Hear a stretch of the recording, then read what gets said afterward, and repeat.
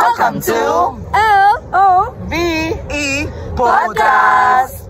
So sa araw na ito ay pag-uusapan natin ang isa sa napaka-controversial na issue sa ating bansa ngayon. Alam nyo ba? Ano yan? Ito ay tungkol sa di pagkakaunawaan o pag-aalitan ng mag-ina na sina Carlos Yolo at ng kanyang nanay. May ideya ba kayo kung anong issue ito o nakita nyo ba ito sa Facebook? Yun ba yung pinigbintangan ni Yulo na ninakaw nga ng ina niya na ang kanyang pera na 11 million? Tumpak! So ngayon ay pag-uusapan natin yan. So base sa interview na aming nakita, ay pinagbintangan ni Yolo ang kanyang nanay na winaldas o nilustay niya ang pera para sa kanyang luho. So para sa inyo, kung kayo ang nanay, masasaktan ba kayo o magiging masaya ba kayo dahil pinagbintangan kayo? Hindi. Parang hindi. Bakit?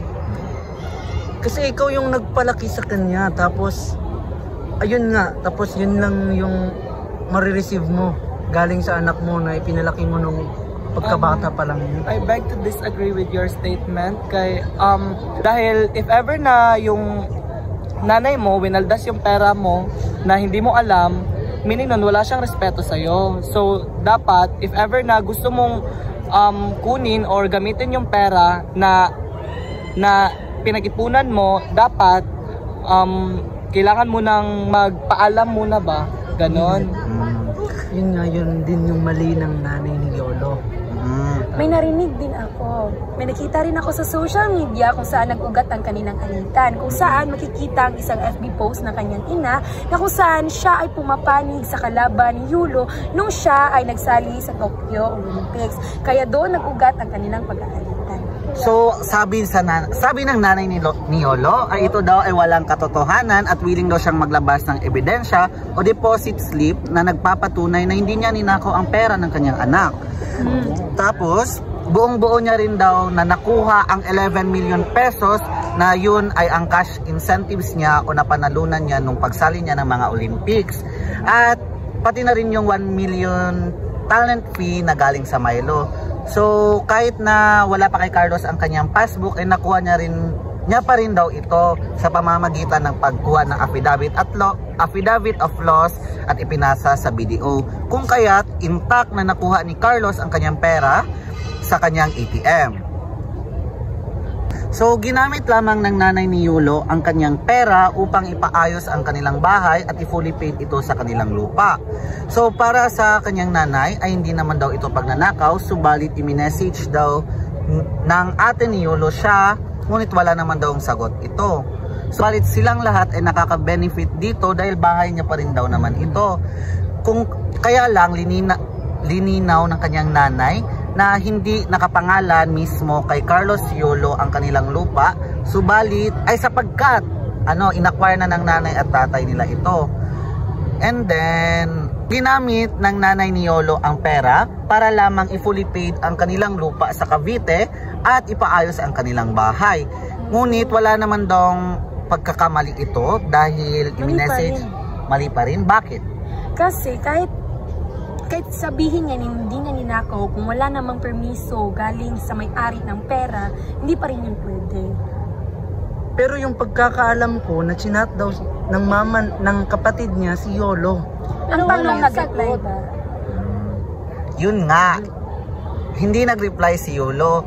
Pero nangangatwiran pa rin ang kanyang nanay na tama pa rin daw ito at wala silang ninakaw dahil para rin daw naman ito sa kanilang pamilya. Pero hindi natin alam, baka may ibang gagamitan si Yulo ng kanyang pera.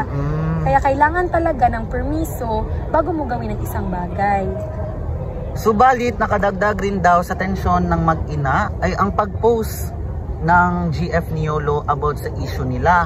Kung kaya't mas nadagdagan ang tensyon sa pagitan nila, kung kaya't mas nagkakalabuan na magbalik ang kanilang o maayos ang kanilang relasyon. Ngunit hindi naman daw nag-name drop ang girlfriend ni Yolo, pero obvious naman dahil sila ang nasa issue. So para sa inyo, tama ba na makisali ang GF ni Yolo sa sitwasyong ito, lalo na sa pagitan ng nanay at ng anak? Sa aking opinion lamang, ay may karapatan namang sumali ang kanyang GF kung ang pangalan din ng GF niya ay naibanggit ng nanay niya. Pero kung hindi naman nabanggit ng nanay niya ang pangalan ng GF niya, para sa akin ay kung ano ang alitan ng magpamilya ay sa pamilya lang. Kayo? Sangayon ako sa kanya. Sangayon ako sa kanya. Para sa akin, hindi ako sangayon. Bakit? Bakit? Kasi feeling ko sa tagal ng panahon, yung girlfriend yung kinakasama ni Yolo. Kasi siya yung sinesharean ni Yolo ng mga problema at saka kung ano ang mga nangyayari sa kanyang buhay. Kung kaya't, ang ginawa ng girlfriend ni Yolo ay parang concern para sa kalagayan ni Yolo. Bali pagmamahalan lamang. Parang ganun man. So sa pagbili ng motor, sa pagpatayo ng motor shop ay galing pa rin sa pera ni Carlos Yolo. Kung para malaman nyo lang. Ngunit sabi naman ng nanay niya ay maaari niya naman daw itong isang kung gusto niya itong bawiin.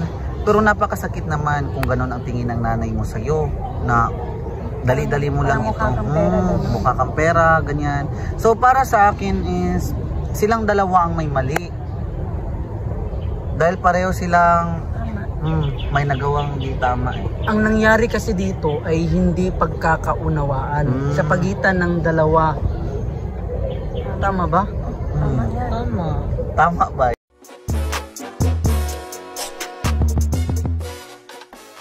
So sa pangkalahatan, ang nais lamang na linawin ng nanay ni Yolo ay wala siyang ninakaw sa pera ng kanyang anak. At sabi niya rin ay nakadepende lamang na sila ay magbati kung si Carlos ang unang hihingi ng tawad sa kanyang nanay. Dahil para sa kanya ay napakasakit na nasabihan ka ng iyong anak na magnanakaw. Kung kayo, papayag ba kayo kung sabihan kayo ng anak nyo ng ganyan? Hindi kasi hindi ako magkakaanak. Ang witty ng sagot mo. So yun lamang ang overview ng aming reaction sa video. Ngayon ay mag-proceed na kami sa analysis na galing sa aming nakita na video. Ang pagkakaiba. Sinong mauna?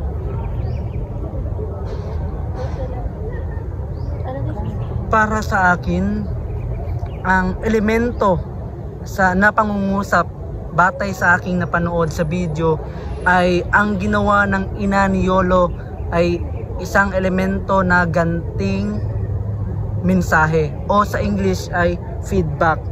Dahil ating makikita na ang ginawa ng kanyang ina ay kanyang ibinahagi sa mga netizen, sa mga taong nakapaloob dyan sa issue kung ano ang side ng kanyang ina. At ayun nga, batay sa ating nakita sa video, hindi ba ating nalaman kung ano talaga ang totoong issue batay sa kanila. Ngayon nga na napag-usapan natin ang tungkol doon sa issue na umiikot sa pera at tiwala. Sa interview, sinabi ng ina ni Carlos Yolo na pinagbibintangan nga siya ng kanyang sariling anak at basta-basta niya lamang daw itong inilustay ang pera. Pero binibigyang diin niya na hindi niya iyon kinuha at willing siyang maglabas ng mga resibo at passbook upang ebidensya. So, sa tingin ninyo, ano nga or may insight ba kayo kung anong etika ng komunikasyon ang nakapaloob doon sa interview?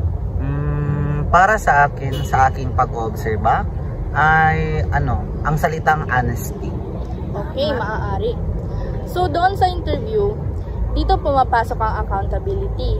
Dapat may pananagutan tayo sa ating nagawa or ating mga nasabi. At transparency. Dapat open tayo sa lahat ng ating minibigay na impormasyon, lalo na't naging issue ito. At syempre, ang honesty ay pumapasok yan sa integrity. Dahil kailangan natin ang tiwala. At maging matapat kahit gaano pa kahirap yung sitwasyon. Pero sa ganitong sitwasyon, no, hindi lang pera ang pinag-uusapan. Nandyan din ang tiwala na minsan kahit na may ebidensya ay nasisira ito. Kaya kailangan natin ang malinaw at maayos na komunikasyon upang maiwasan ang mga ganitong problema. So, anong matutunan natin dito? Sa anumang relasyon, kahit na ito ay sa pamilya mo, sa kaibigan mo, ang tiwala ay isang kayamanan na dapat mong pahalagahan. Dahil kapag ito ay nasira, hindi mo na ito maibabalik pa. And the way to keep the trust is through accountability, integrity, and transparency. So, sa susunod, ang ginamit namin na model of communication ay ang transactional model of communication dahil ang tagapagsalita o nagbibigay ng mensahe ay ang kanyang ina na nagbigay sa kanyang press conference o nag-held ng press conference para sabihin kung ano ang nararamdaman niya at kung ano ang hinanain niya patungkol sa kanyang anak. Pangalawa ay ang mensahe na kung saan doon na papalagay ang mensahe na gusto niya ipahatid sa kanyang anak patungo kay Carlos Yulo. At ang channel naman ay ang video or ang YouTube na kung saan natin ay pinapanood yon. At ang pang-apat ay ang feedback na kung saan tayong mga manonood o mga encoder na yun ay ang panglima na yun ay ang sinasabi natin o ang mga opinion, mga reasons or ang mga pwede nating masabi tungkol sa kasidwaan ng kanilang dalawa. Ang panghuli ay ang noise background or ang mga ingay sa paligid. Doon pumapasok ang technicalities or ang mga errors na nandoon sa press ko na hineld na kanyang ina. So sa kabuuhan, ito po ang aming reaksyon o aming pag-analysis sa video tungkol sa pag-interview sa nanay ni Carlos Yulo. Sa susunod muli, ito ang L-O-V-E Podcast! Bye! Bye-bye!